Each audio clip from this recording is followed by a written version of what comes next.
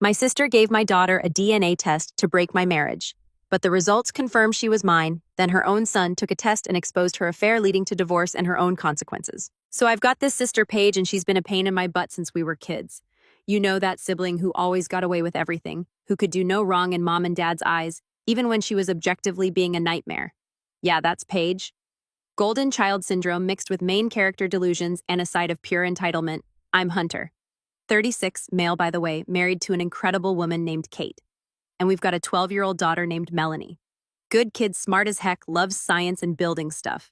We live in the Phoenix suburbs. Got a decent house, 2 cars that actually run, and life's been pretty good for the past decade or so. Kate and I met at a friend's wedding when I was 21. She was there solo. I was there solo. We ended up at the same table during dinner and hit it off immediately. We dated for about 2 years before I proposed, just the two of us at this overlook she loved, and got married 6 months later. Melanie came along about a year after that. And honestly, fatherhood's been the best thing that ever happened to me. Kid's got these bright hazel eyes, almost green in sunlight, and she's curious about everything. Life was good, stable. And then Paige decided that wasn't acceptable. See, Paige has never liked Kate. From the moment I introduced them, there was this immediate hostility. Kate tried. She really did. Brought drinks to family dinners, complimented Paige's cooking even though it was mediocre at best. Asked about her job at the insurance company. Nothing worked. Paige had already decided Kate wasn't good enough for me, and that was that. Call it jealousy, toxic behavior, I don't know. The turning point was Paige's wedding about 8 years ago. She got married to this guy, Sean. Decent dude, way too good for her. And she picked out these champagne-colored dresses for all the bridesmaids. Champagne. Not white, not off-white. Literally champagne-colored. Kate was a bridesmaid because Paige insisted, even though they barely tolerated each other. Day of the wedding, Kate shows up in the exact dress Paige picked out. Same color, same style. Nothing different from any other bridesmaid. But somehow in Paige's mind, Kate was trying to steal her spotlight. She spent half the reception shooting death glares at Kate and made passive-aggressive comments to anyone who'd listen about how some people just can't help making everything about themselves. It was insane. But that's my sister creates drama out of thin air and then plays the victim when people call her on it. After that, it was constant warfare. Every family gathering turned into some kind of competition. Kate wore a new outfit. Paige would mention she saw something similar at Ross Dress for Less last year. Melanie got an A on a math test. Paige's son Scott did better, obviously, and also just got accepted into some gifted program we'd never heard of. Kate made dinner for a family thing. Too much garlic, not enough seasoning. Overcooked, whatever. The worst part, my parents ate it up. Mom and Dad have always babied Paige, made excuses for her behavior, acted like she could do no wrong. When I'd bring up how Paige treated Kate, Mom would say something like, "Oh, you know how your sister is?" Or, "She doesn't mean anything by it." Dad would just change the subject entirely. Like if we didn't talk about it, the problem didn't exist. Classic enablers. But Kate and I kept the peace for Melanie's sake. She and Scott were close only about a year apart in age, and we didn't want adult nonsense ruining their relationship. The kids would spend holidays running around together, playing video games, building stuff with Legos. They were tight, and that mattered more than anything. Sean was always cool about everything. He'd apologize for Paige when she got out of hand, try to smooth things over, play mediator good guy. I felt bad for him, honestly. Kate handled it better than I did. She'd just smile and nod when Paige started her mess, then vent to me later at home where Paige couldn't hear. We had this agreement. Don't engage, don't escalate, just let Paige tire herself out. It worked well enough until last Christmas when Paige decided subtle warfare wasn't enough anymore. We were at my parents' place in Scottsdale for the usual holiday gathering. Presents were under the tree, kids hyped up on sugar, adults having too much punch and pretending to enjoy each other's company. Gift exchange time rolled around and Paige made a big production of handing out presents. She'd gotten everyone something. Mom got a fancy scarf. Dad got some craft drink sampler. Sean got a new watch. Scott got the latest gaming headset. Even Melanie got a gift from her, which was surprising given how Paige usually operated. Then she got to Kate, handed her a small wrapped box with this smile that didn't reach her eyes. Kate opened it. Inside was a grocery store gift card, $25. I figured you could use it for, well, whatever, she said with a little shrug. I know money's tight with only one income. Kate worked full-time as a graphic designer. We had 2 incomes. Paige knew that. This was just another dig wrapped up as generosity. Kate smiled. Thanks, Paige. Very thoughtful. But I saw the hurt flash across her face before she covered it, and I was done. Then came Melanie's present from Paige.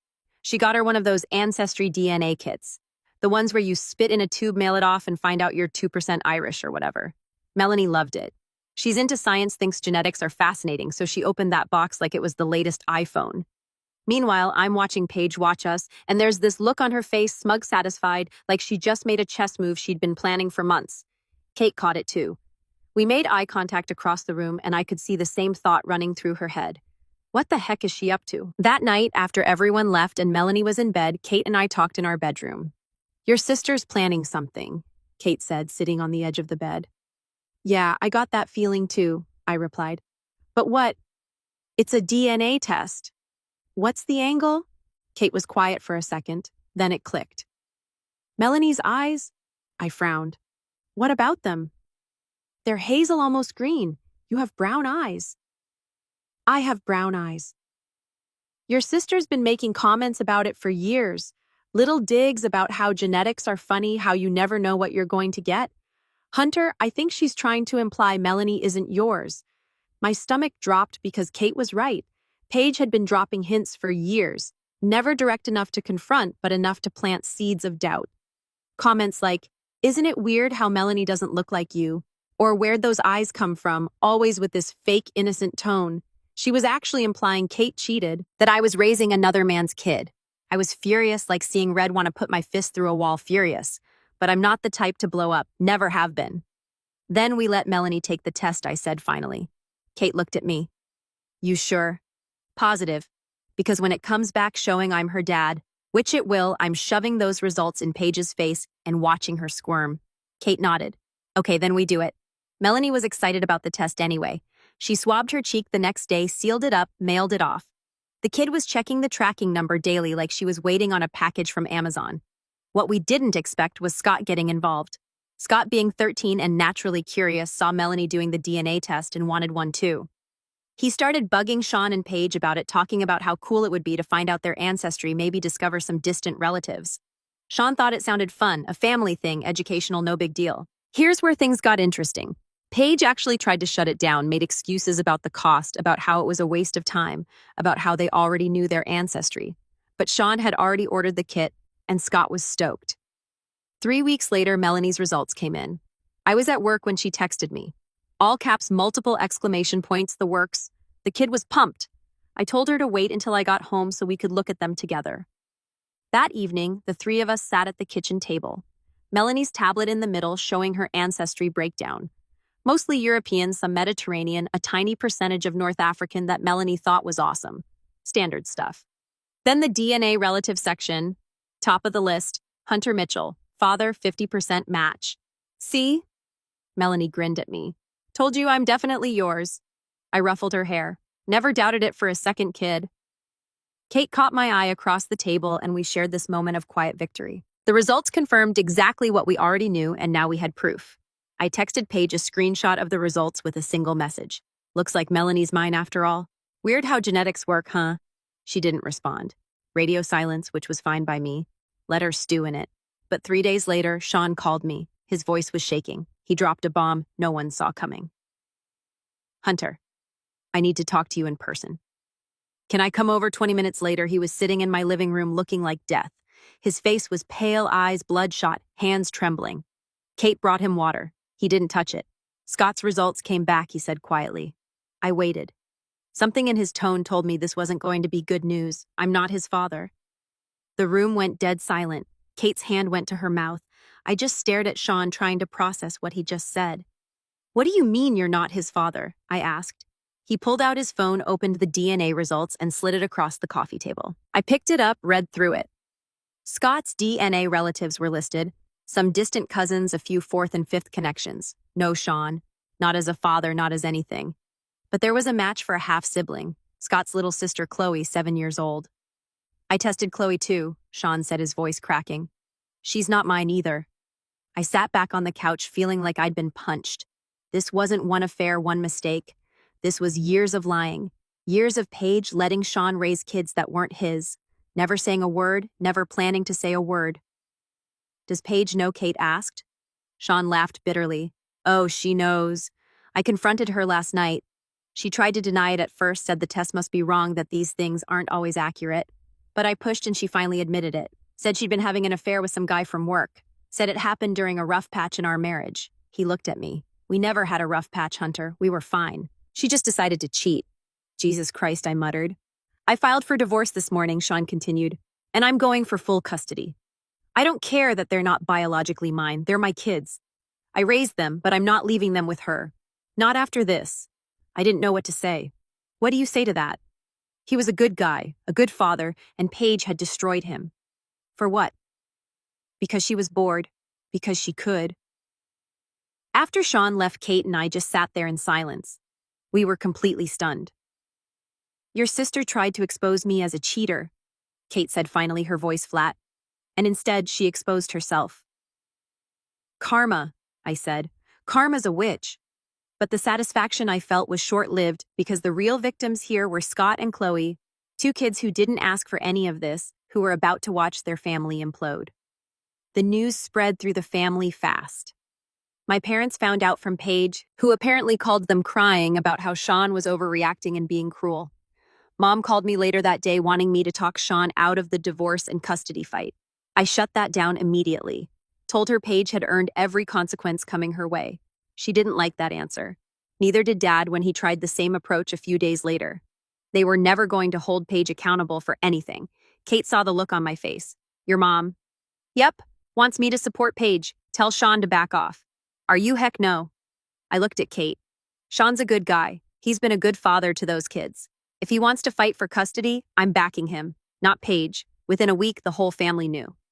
Christmas dinner plans were coming up, and suddenly everyone had opinions. Some sided with Sean. Others, mostly my parents and a few of Paige's friends, sided with her, claiming Sean was being vindictive and cruel. Paige started calling me, texting constantly, voicemails that went from begging for help to accusing me of abandoning her. I ignored most of them, but one night she showed up at our house unannounced. Kate answered the door. I heard Paige's voice from the living room already escalating. I need to talk to Hunter. Let me in. He doesn't want to talk to you, Kate said calmly. Of course you'd say that. This is probably exactly what you wanted to turn him against his own family. You're such a home-wrecking witch. Oh, wow. That's rich coming from you, Paige. I got up, walked to the door, stepped between them. What's going on? Kate's right. I don't want to talk to you. Paige's face was blotchy, eyes red from crying. You're supposed to be on my side. I'm your sister and Sean's a good guy who didn't deserve what you did to him, I shot back.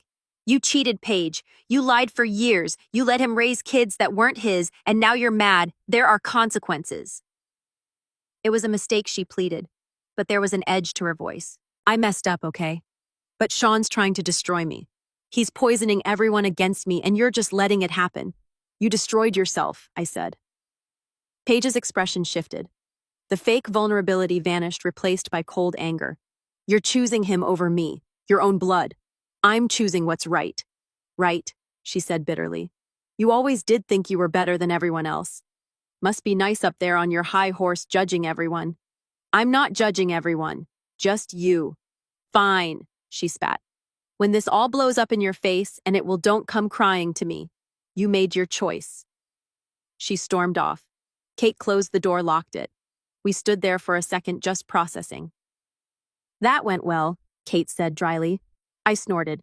Yeah, real productive, but as much as I wanted to stay out of it, I knew we were already in it. Paige wasn't going to let this go quietly, and Sean was going to need all the help he could get. Paige's meltdown was spectacular. The texts started coming daily, not to me.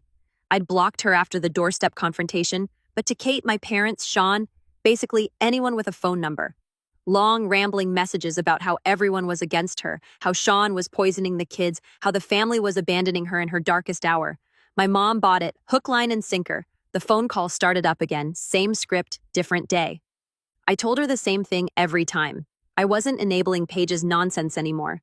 Eventually, she stopped asking and just went straight to the guilt trips about me being cold and heartless. I added her to my mental list of people who were part of the problem. Meanwhile, Sean was barely holding it together. He'd moved out of the house he shared with Paige, staying with a buddy while the divorce proceedings kicked off. The custody battle was going to be brutal. Paige had already lawyered up. Her strategy claimed Sean was obsessive, controlling, and emotionally abusive. Completely fabricated. Sean called me one night, voice tight with anger. She's telling people I was abusive, that I isolated her from friends, controlled the finances, all this garbage that never happened. And people are believing her. Who the heck is believing her, I asked. Your parents, for one. A few of her friends, some people from church. She's got them all convinced I'm some monster who's trying to punish her for one mistake. Don't worry about them, I said. Focus on the custody case. Get your evidence together. Texts, emails, anything that shows what really happened. Let your lawyer handle the rest. I'm trying, Sean said. But she's making this so much harder than it needs to be. She won't let me see the kids without supervision, claims I'm a danger to them. Scott's asking questions and I don't know what to tell him. The kid was caught in the middle of this nightmare, getting torn between two parents who couldn't be in the same room without it turning into a war zone. Melanie had asked about him a few times, wondering why Scott wasn't answering her texts. I'd given Melanie the sanitized version. Scott's parents were going through a divorce. Things were complicated. But I knew she'd eventually want the full story. That's when I decided it was time to stop playing defense and start playing offense. See, here's the thing about people like Paige. She thought she could control the story, manipulate the family, play the victim, and everyone would fall in line. She forgot that I'm not the type to roll over. I started gathering information texts from Paige over the years, the passive-aggressive comments, the snide remarks about Kate, the thinly veiled accusations about Melanie's paternity. I took screenshots, compiled them into a folder. Kate did the same, adding her own collection of messages and emails. Then I reached out to Shaw's lawyer, offered to be a character witness, testify about Paige's behavior, provide documentation of her pattern of manipulation and lies. The lawyer was thrilled. Family testimony carries weight in custody cases, and having Paige's own brother speak against her would be damning, but I wanted to do more. Testifying was one thing, but I wanted something that would really hit Paige where it hurt. That's when I remembered the family trust. A little backstory: my grandparents on my dad's side set up a trust years ago for their grandkids. Not a fortune, but enough to be meaningful. Maybe 50 grand per grandkid, set to be distributed when we hit 40. I was supposed to get mine in 4 years. Paige would get hers in 2. But here's the kicker. The trust had a morality clause. If any beneficiary engaged in behavior deemed morally reprehensible by the trustee, in this case my dad, they could be removed from the trust entirely and their share would be redistributed to the remaining beneficiaries. My grandparents were old school, very Catholic, very strict about family values. Infidelity that would have been a deal breaker for them, and the language in the trust was clear. Adultery qualified as grounds for removal. I pulled up the trust documents, read through them carefully, then ran them by our family attorney to confirm my interpretation. He agreed. The morality clause was explicit. Adultery was specifically listed as disqualifying conduct, and as trustee, Dad had a fiduciary duty to enforce it. Armed with that legal opinion, I called my dad. Hey, Dad, we need to talk about the family trust. There was a pause. What about it, specifically the morality clause? You're aware Paige committed adultery, right? Another pause, longer this time. Hunter. I don't think, Dad. I'm not asking your opinion.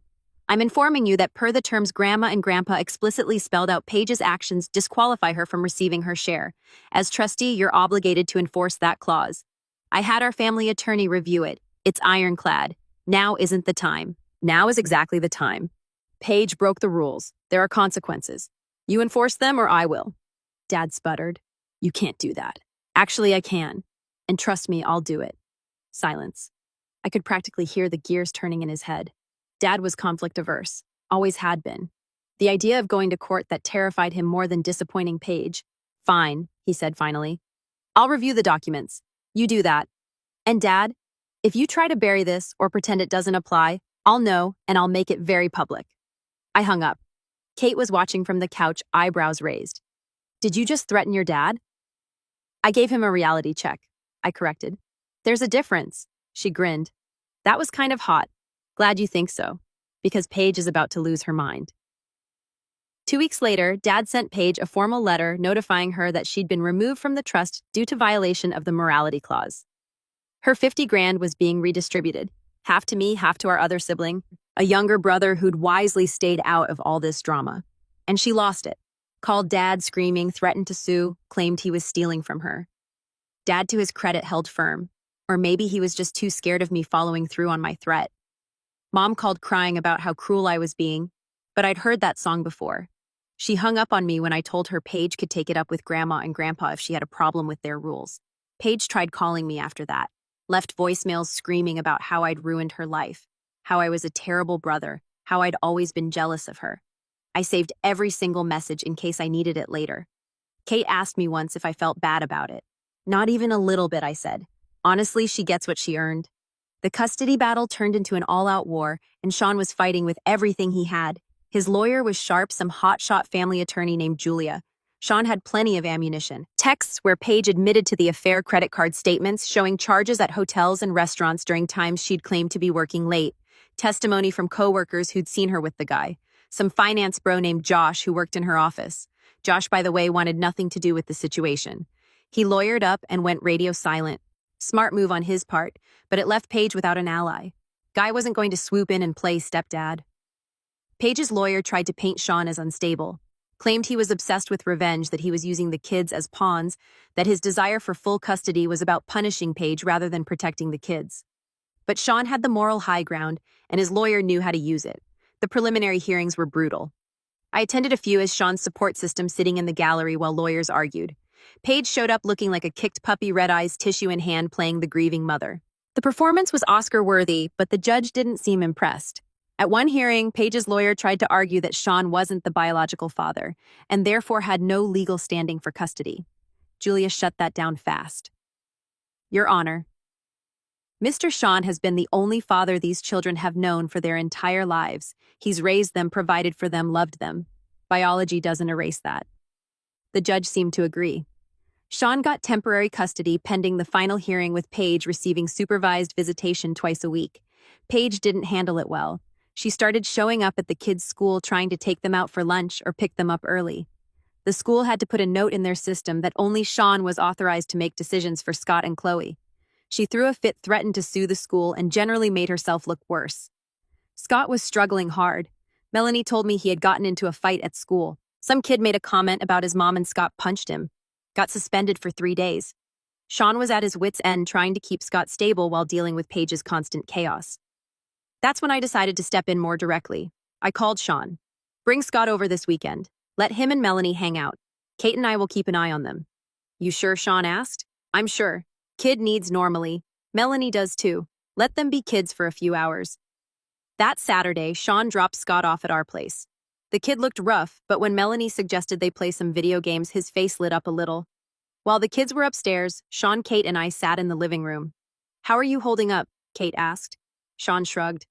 Some days are better than others. The hearing's in 3 weeks, and Julia thinks we've got a strong case, but Paige keeps throwing curveballs. Last week, she claimed I'd stolen money from her bank account. Completely false, but it wastes time and makes me look bad. She's desperate. I said desperate people do dumb things. Yeah, well, her dumb things are making my life heck. I leaned forward. Sean, I'm testifying at the hearing. So is Kate. So are my parents. Whether they like it or not. He blinked. Your parents. They're being subpoenaed. Julia's calling them as witnesses. They'll either tell the truth about Paige's behavior, or they'll pressure themselves. Either way, it works in your favor. He teared up. Hunter, I don't know what I'd do without you. You'd figure it out, but you don't have to. We've got your back. The hearing date approached, and I prepped for my testimony with Julia. She asked straightforward questions. I didn't hold back. Told her about the wedding incident, the years of passive-aggressive comments toward Kate, the DNA test stunt meant to imply Kate had cheated the insulting Christmas gift. Kate prepped, too. She had her own stories. Between the two of us, we had more than enough to paint a clear picture of who my sister really was. My parents, on the other hand, were furious about being subpoenaed. Mom called me in tears. How could you do this? We're going to have to testify against our own daughter. You're going to have to tell the truth. I corrected. She's your sister and she's a liar. I'm not pretending otherwise to spare her feelings. Dad tried a different approach called Me Tried to Reason with Me, suggested we settle things within the family instead of airing everything in court. Too late for that, I said. The hearing was set for a Tuesday morning. Sean, Julia, Kate, and I showed up early. Paige arrived with her lawyer, looking put together but pale. Her eyes landed on me, and the hatred in her glare was almost physical. The courtroom was smaller than I expected. Wood paneling, fluorescent lights, a faint smell of old coffee and stress. The judge looked like she wasn't interested in theatrics. Sean's lawyer, Julia, opened strong, laid out the facts. Paige's affair, the years of lies. The DNA tests that revealed Scott and Chloe weren't Sean's biological children.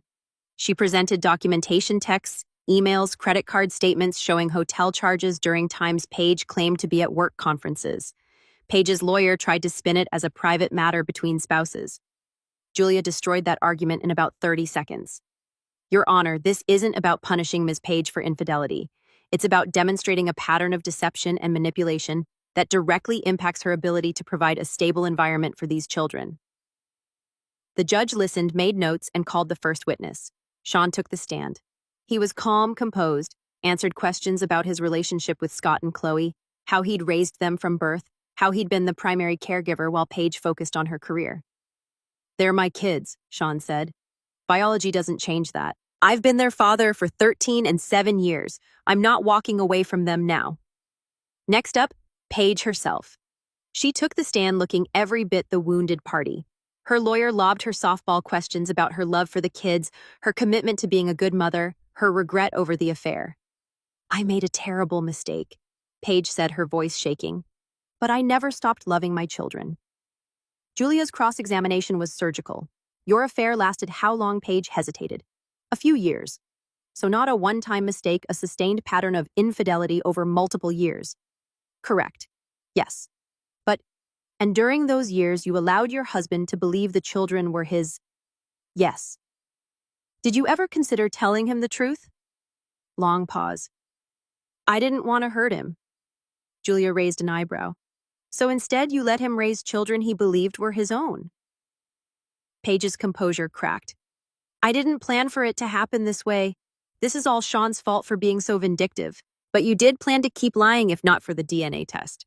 You would have continued the deception, correct? Paige didn't answer. The judge prompted her to respond. Yes, she whispered. It went downhill from there. Julia brought up the texts Paige had sent Sean after he filed for divorce. Manipulative, threatening, trying to use the kids as leverage.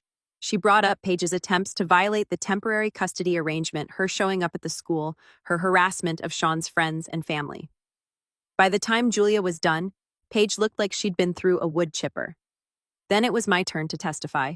I took the stand, swore in, and sat down. Julia smiled at me.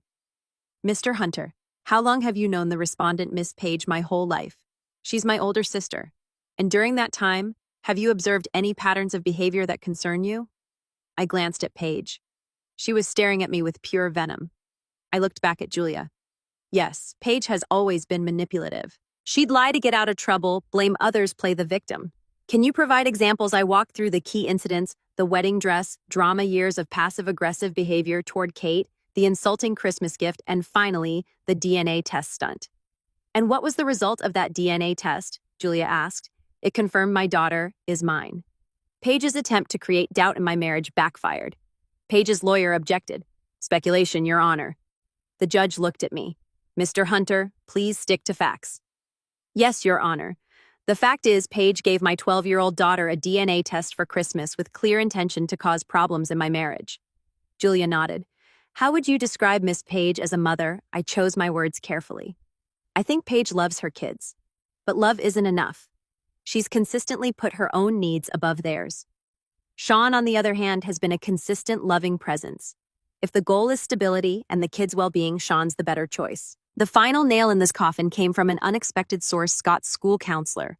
She'd been working with Scott since the separation started, and she had pages of notes about his emotional state.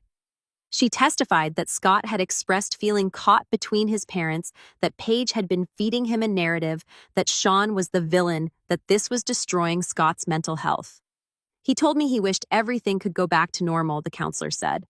But he also said he felt safer when he was with his father, that his mother made him feel like he had to choose sides. Paige's lawyer tried to discredit the counselor, but it didn't work. The damage was done. After 2 days of testimony, the judge called for closing arguments. Julia hammered home the key points. Paige's deception, her inability to put the kids first. She argued that Sean had proven himself to be the stable, loving parent the kids needed. Judge Brennan took a 10-minute recess, then came back with her decision. I've reviewed all the evidence and testimony in this case. I'm awarding primary physical custody to Mr. Shaw with supervised visitation for Miss Paige. The gavel came down. Paige's face went white. Sean exhaled like he'd been holding his breath for months. He walked out of that courtroom looking like a different person, lighter. His lawyer shook his hand, told him she'd file the final paperwork, and reminded him that Paige could still appeal. But given the strength of the case, it was unlikely to succeed. Paige didn't handle it well. She stood frozen for a moment after the judge's ruling, then turned to her lawyer and started arguing. Her lawyer looked exhausted, like he'd spent the entire trial trying to manage an impossible client. Outside the courthouse, Sean pulled me and Kate aside. "I don't know how to thank you," he said, and his voice cracked. "You guys showed up when Paige's family wouldn't." "Your family too," I said. "And you were there for those kids when it mattered. That's all that counts." Kate hugged him. "You're going to do great, Sean. Those kids are lucky to have you." He nodded, wiped his eyes, and headed to his car. He had to pick up Scott and Chloe from school. I felt good about it. Not in a vengeful way. Though I won't lie, watching Paige lose was satisfying, but because the right thing happened. The kids were going to be okay. They had a solid parent in their corner. Paige, on the other hand, spiraled. My mom called me that night crying. "She's devastated, Hunter. She lost her children." "How can you be okay with this?" I said, keeping my voice even. "She lied, cheated, manipulated, and created an unstable environment. The judge made the right call." She hung up on me again. It was becoming a pattern. The family dynamic shifted after that. Holiday plans fell apart because nobody could agree on where to be or who to invite. Paige refused to show up if Sean and the kids were there. My parents tried to stay neutral and ended up ticking everyone off. It was messy, but it was honest. Melanie asked me once why we weren't seeing Aunt Paige anymore. "Aunt Paige made some bad choices," I said carefully.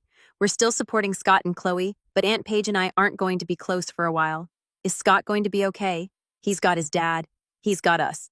He'll be okay." Melanie went back to her homework, satisfied with that answer. A few months in, Scott and Chloe adjusted, started therapy, slowly healed. Sean started dating someone new, a teacher from Chloe's school. Nice woman, patient, good for him. Paige got her supervised visitation 2 hours every other Saturday at a family resource center. From what I heard through the grapevine, the visits were awkward. She spent most of the time trying to convince the kids that Sean had turned them against her, that the court system was unfair, that she was the real victim. The kids stopped engaging, stopped opening up, and eventually the visits became something they endured rather than enjoyed.